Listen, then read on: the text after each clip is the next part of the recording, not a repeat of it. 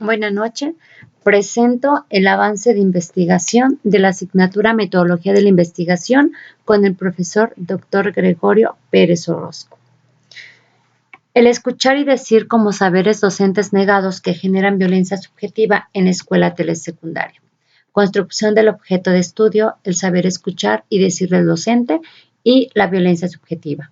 La presente investigación considero que tiene objeto llegar a comprender por qué el saber escuchar y decir del docente se han convertido en configuradores de una violencia subjetiva en el alumno de telesecundaria, por lo que se pretende ver el lugar que han venido ocupando dentro de las aulas de clase.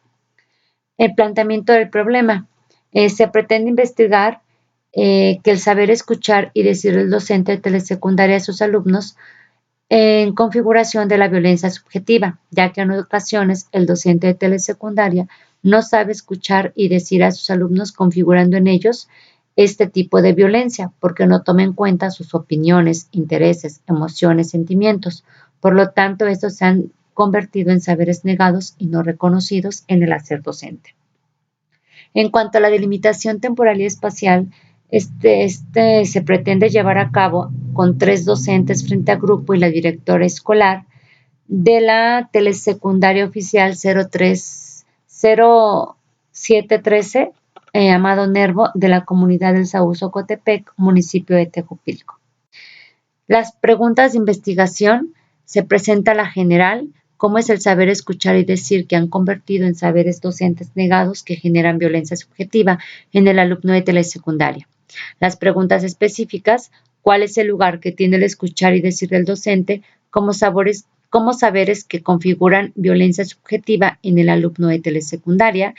¿Y por qué tanto el escuchar y decir se han convertido en saberes docentes negados? En cuanto a los objetivos de investigación, el general es comprender que el saber escuchar y decir del docente han sido saberes negados que configuran violencia subjetiva en el alumno de telesecundaria.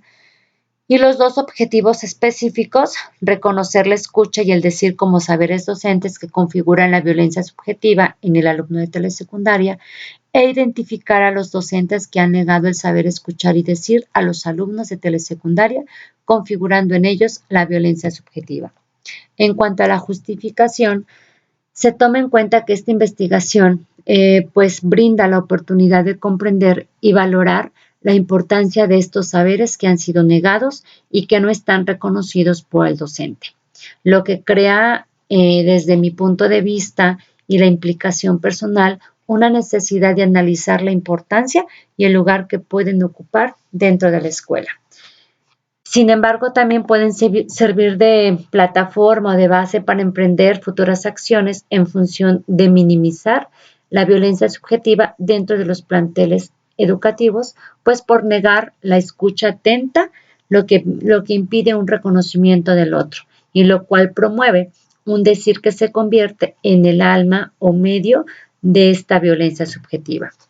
En cuanto al supuesto de la investigación o la hipótesis, pues se plantea que en la escuela telesecundaria el escuchar y decir son saberes docentes, pues negados que promueven este tipo de violencia subjetiva. Por este motivo, los sentimientos, las emociones, toda la parte interna del alumno se olvidan o se ignoran dentro de los saberes que el docente pone en marcha. Entonces, esta negación de la parte afectiva, emocional, sentimental, la parte de la seguridad, la dignidad, el respeto, pues la estima, la confianza, las creencias de nuestros alumnos, si uno no los toma en cuenta, entonces está generando esta violencia subjetiva. En cuanto a la red teórica de los saberes docentes y la violencia subjetiva, en primera parte se considera la teoría crítica como punto de partida para comprender estos 2 saberes. Desde el análisis que hace Giroux 2004 y McLaren, se pretende buscar una pedagogía en que la escuela debería ser un espacio para la emancipación, en donde nuestros estudiantes se formen a través de un pensamiento crítico. Es decir, luchar por una pedagogía crítica que dé instrumentos para posicionar al sujeto alumno en su realidad inmediata. Esto sería tomar en cuenta su subjetividad como herramienta para que ellos no se sientan minimizados. También considerar que el saber y escuchar y decir del docente desde la pedagogía crítica, pues posibilita una relación democrática en las relaciones que se establecen con los alumnos, hablando de las relaciones desde lo cotidiano y no solo en el vínculo entre la enseñanza y el aprendizaje. En cuanto a los saberes docentes, Tardif 2004 asume que el saber docente es, por tanto, esencialmente heterogéneo, es decir, que se va formando desde lo inicial del docente, su formación inicial, hasta la formación profesional, es decir, desde su práctica educativa cotidiana. Entonces, esta heterogeneidad parte de que la naturaleza de los saberes docentes siempre van a estar presentes y van a ser más fundamentados, se van a consolidar durante toda su práctica educativa. Los saberes, de acuerdo con Mosconi, están presentes desde la realidad interna y la realidad compartida, desde la subjetividad e intersubjetividades de los sujetos docentes, donde pues ellos, en las relaciones que se establecen, pues comparten estos saberes. Entonces, el docente es capaz de crear nuevos saberes y, en consecuencia, cuando adquiere un saber es porque hay una necesidad que lo está demandando y se van construyendo a través de las propias experiencias. Mercado, 1991, considera al maestro como esa parte activa en la construcción de los saberes docentes que sustentan su trabajo de enseñanza y que también proceden a ser retomados en su totalidad en esa parte alejado al currículum. Es decir, que deben de estar mediados también en la flexibilidad de que el maestro también atribuya los saberes desde su experiencia. En cuanto al saber escuchar, hoy en día se sabe que quizá todos sabemos escuchar, sin embargo, estamos oyendo, porque el escuchar nos hace que estemos atentos al que está hablando, es decir, dejamos todo lo que estamos haciendo para poder escuchar al otro y atenderlo desde que él empieza a hablar, los movimientos, los gestos, las acciones, todo eso es importante. Entonces, por diversas situaciones que envuelven el trabajo del maestro, como el cumplimiento de un horario, la planeación, la ejecución de un currículum, la documentación administrativa, la carga de trabajo y más actividades, son factores que nos impiden saber escuchar a los alumnos, negando reconocerlos desde su propia subjetividad. ¿Por qué? Porque los dejamos de lado como sujeto alumno latente y existente y nada más los tomamos como sujeto alumno que aprende. Entonces, desde los aportes de Leckendorf 2008 y Freire 2010, se considera que es preciso y urgente que la escuela sea un espacio acogedor de estos actos democráticos como es escuchar a otros, por el solo hecho de respetarlos, por el solo hecho de que sabemos de que si son escuchados, es un acto recíproco donde nos acercamos en el nosotros. Y cuando hablamos del nosotros es porque estamos intercambiando las subjetividades. Entonces, esto permite que ese acercamiento siempre esté sin prejuicio alguno y nos ubiquemos en la misma realidad, aunque la veamos de diferente manera. En consecuencia, el saber escuchar conduce a la empatía, porque posibilita la aceptación del otro y sin empatía no entendemos lo que el otro nos dice.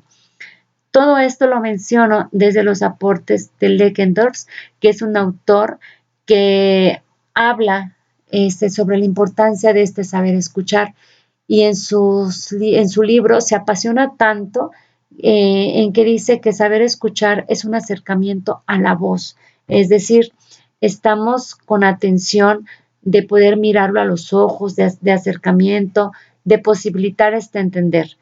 Sin embargo, también hay otro autor que habla sobre el saber escuchar, que es Novara, 2003, donde él dice que un saber escuchar que está cancelado es porque el docente idealiza al alumno a imagen y semejanza de sus necesidades laborales, consiguiendo una imagen que coincide con las propias expectativas, pero que no favorece el saber escucharlos. Y esto es señal de que se vive en una cultura educativa, pues que genera violencia subjetiva. En cuanto al saber decir del docente, se plasma que se ha manifestado que el docente solo debe expresarse para que sus alumnos lo entiendan cuando imparten sus clases, cuando da indicaciones o incluso cuando tiene que dirigirse a él en momentos ajenos a la enseñanza, por lo que el saber decir se ha convertido en una de las maneras que permite al docente pues cancelar la subjetividad, lo cual minimiza, discrimina y violenta esta parte subjetiva. En ocasiones nos gana la voz rígida y autoritaria que conduce a la falsa creencia de que esto permite mantener a los alumnos disciplinados, callados y orientados a hacer lo que estamos expresando en relación de las actividades cotidianas. Freire 2010 insiste en la idea de que cuando el docente es totalmente autoritario y solo habla al alumno para decirle lo que debe hacer, siendo su voz la que solo escucha de arriba abajo, perdiéndose en el discurso, entonces es donde se genera también esta violencia.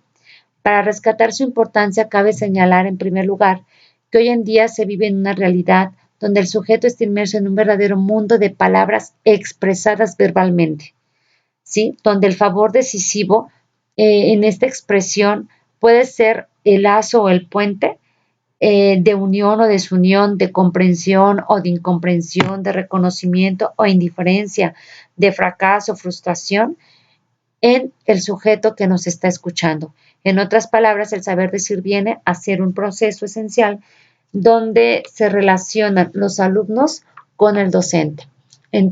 Sin embargo, la violencia subjetiva parte de estos dos saberes cuando son negados. ¿Por qué? Porque si no hay una escucha atenta, no sabemos qué decirle al alumno y entonces esa parte interna del sujeto, que es su subjetividad, pues se va haciendo más chiquita, se va minimizando, lo vamos haciendo sentir mal, aunque sea de manera inconsciente, pero el daño está hecho.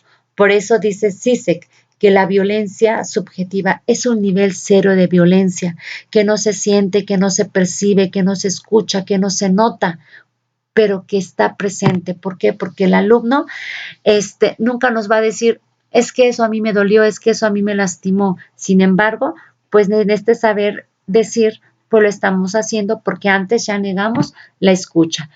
Semmelman dice durante la subjetividad se considera esa parte interna que constituye al sujeto como persona y no como objeto.